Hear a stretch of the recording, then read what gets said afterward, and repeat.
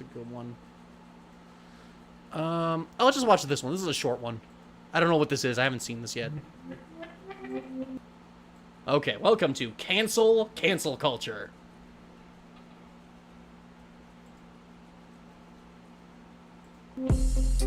Destroying America.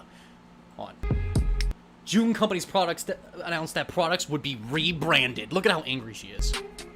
To avoid enforcing racist stereotypes.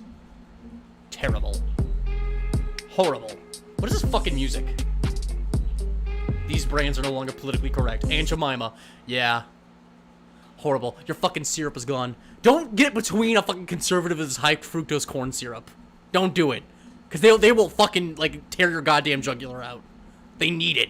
They need it. Eskimo pie. Yeah. From what I understand... first of all, I've never even heard of a fucking Eskimo pie. Also, like, look, I mean, I've already covered the fucking Aunt Jemima shit to an extent, but so really quickly, if you want to honor a black, like, entrepreneur, who, I don't even think she was technically an entrepreneur, I think she was just a mascot, actually, Aunt Jemima herself, maybe don't name them after a fucking minstrel show character. Maybe call them by their actual name. There's a thought. Eskimo pie. I mean... I've heard some argument on why Eskimo might not be the best. I mean, okay, again, I haven't seen any of these fucking people respond to, like, really public pressure. They kind of just did it on their own. They kind of just realized, oh, shit, the market trends are turning in a certain way. We don't want to be the company that's associated with racial slurs. Eskimo, I don't know if that's a racial slur. I've heard some argument for why it is, because it's not really a term that they chose for themselves. It's one that was made on them by, like, colonists, and maybe you should be referring to them as Inuits instead. But it, from what I understand, they aren't necessarily totally offended by it. Some of them are, but a lot of them aren't. And it just seems to be, like, almost a turn of phrase that they might use, which maybe that's just like how maybe we shouldn't be also using the N-word. But yeah, I don't know. It's not as bad as some of these other ones, I don't think. But it's, I mean, I understand why these companies would bow to public pressure. Is it not, like, their right as a company to make these decisions on their own? Uncle Ben's, another fucking minstrel show character. The dude's name was Frank, and he was a fucking, like, hotel, like, manager who, like, was working, like, service, and he was one of those white-gloved dudes. And, like, they couldn't even give him the like, and, like, yeah, they made him the face of their company for, like, a stipend or whatever the fuck. And gave him, and they named him after our minstrel show character. Cream of wheat. What? The fuck are they talking about? Mrs. Butterworth. Okay, again, nobody fucking asked them. Nobody's even really sure what the racial identity of Mrs. Butterworth's is. So whatever. Oh my god, are they really just gonna be... This is the whole fucking video. It's like, things are different now. You look on the shelf and things are slightly different. What the fuck? Oh, I need to know what the fuck this is. Cream of wheat. Is that literally just the soup? Controversy. Oh, whoops.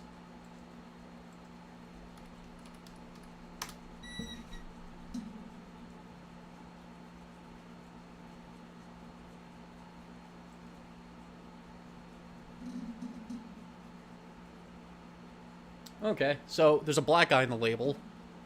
Cream of wheat reviewing mascot. Alright, let's see. Well, what is the controversy with this? Let me get out of the images. I was hoping... Well, you see some of these are a little slightly more yikesier. Maybe I'm just, like, deluded because they're slightly older. But let's see. Seems to be an article about this.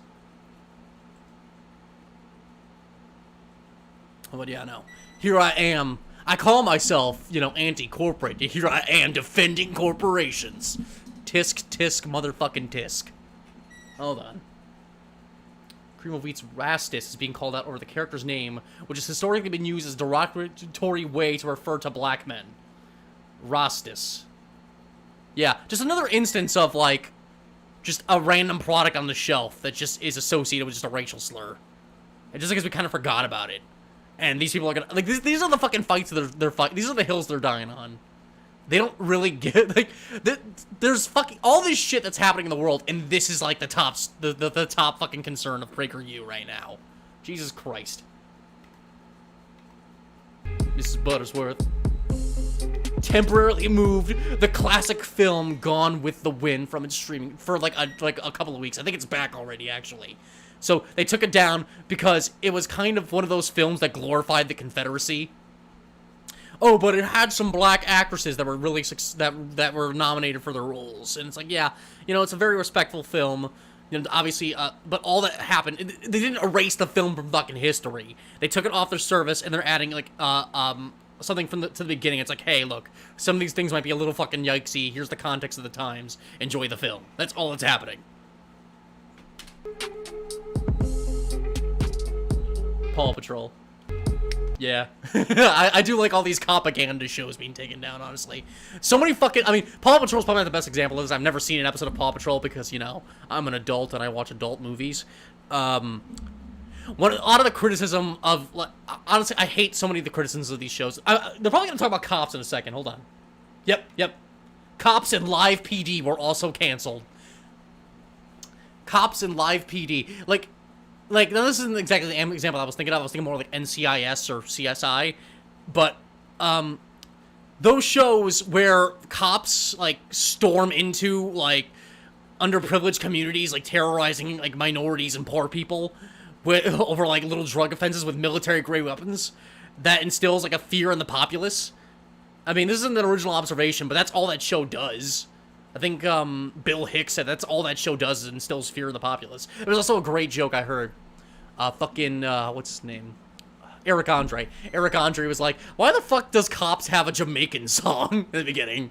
You know, get down, motherfucker, get down, go blow your fucking brains out. Under the sea, under the sea. It's like, and also, you know, like, Jamaican music has always been about anti-authority and anti-police and anti-government. If not that, it's anti-drug, unless it's made by, like, fucking Canadians or some shit. Which, for whatever reason, like, reggae is really popular in Canada. But, yeah. Yeah, maybe we shouldn't be glorifying the police. Maybe it's so sad that we have to rethink how we look at these institutions. It's so sad. We should always be beholden to the ideals that we had forever and never rethink anything we've ever thought once in our lives. Joe Rogan, J.K. Rowling, and Drew Brees. Okay, yeah, some people have come after Joe Rogan. Joe Rogan, honestly, I have my criticisms of him. I think he's irresponsible with the influences that he grants people and his guests. I think that he's very selective, that even when he picks guests that come on to, like, be more liberal, they're always there derided in a conversation to be fucking, to be almost more critical of the left than they are of the right. You know, when he gets Kyle Kalinske on, the conversation always kind of moves to, like, oh, you know, Trump can still win because the liberals suck. Or when he gets fucking Crystal Ball and Cigar on, it's like, you know, we can all just get along with fascists, you know? It's crazy how the conversation moves. J.K. Rowling, she can go fuck herself. Never liked her books. And I think even back then, I knew I was a trans ally. I just saw it in her. That's why I never read past fucking Chamber of Secrets. And Drew Brees, I don't fucking know. He's probably a piece of shit. He plays football. Big football guy. Hey, why are we standing up for football? A football player's right to to express whatever political opinion he wants anymore. Shouldn't he just shut up and dribble? Or shut up and play? Shut up and pick up the ball and throw it? I don't know. For simply questioning the narrative. For just asking questions. Free speech is a victim of cancel culture. Again, all cancel culture is a... I mean, cancel culture has always been utilized since, like, so long as humans have been social creatures. We've always decided to distance ourselves from people that we didn't like and to voice our opinions against people we don't like. The difference is that these people, for their entire fucking lives, haven't been on the wrong end of the cancel culture because the cancel culture has been monopolized in their time by giant corporations that cater society around to them, cater movies and popular culture around to them. Like, when you turn on fucking, like, you'll watch, like, Pocahontas, a movie directed at children, which, like, both sides is the fucking genocide. You know, like, oh, wait, they think we're the savages. It's just shit made comfortable for white fucking producers and white consumers. But for the first time, like, the majority is really being questioned in this act, and these people are fucking just, they can't handle it. Stop caving to the mob. Time to cancel culture. Alright, I think that's just the whole video. Yeah, share your thoughts in the comments. Let's take a look at some of these juicier comments. I got a few more minutes. I probably should message that special guest in a moment, the mystery guest, but he's gonna be on in a few minutes, I'm sure.